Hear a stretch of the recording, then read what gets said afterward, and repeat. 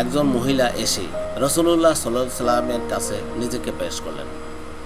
এক সময় এক ব্যক্তি বললেন, হে আল্লাহ রাসূল সাল্লাল্লাহু আলাইহি সাল্লাম, তাকে আমার সঙ্গে বিয়ের বন্ধনে আবদ্ধ করিয়ে দিন।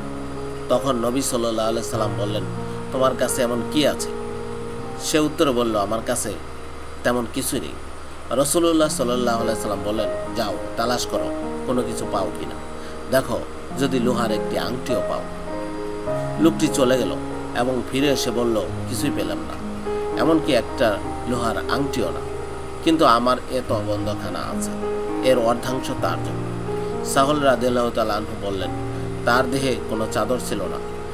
অতএব নবী সাল্লাল্লাহু আলাইহি সাল্লাম বললেন, তোমার এত বন্দি দিয়ে সে কি করবে? যদি তুমি এটা পরো, মহিলার শরীরে কিছুই থাকবে না, আর যদি সে এটা পরে, তবে তোমার শরীরে কিছুই থাকবে না। এরপর লোকটি অনেকক্ষণ বসে রইল।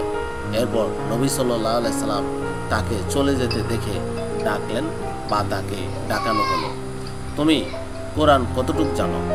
সে বলল, আমার অমুক অমুক সূরা মুখস্থ আছে, এবং সে সূরাগুলো উল্লেখ করলো। তখন নবী সাল্লাল্লাহু আলাইহি সাল্লাম বললেন, তুমি যে পরিমাণ কোরআন জানো তার বিনিময়ে তোমাকে তার সঙ্গে বিয়ে দিলাম।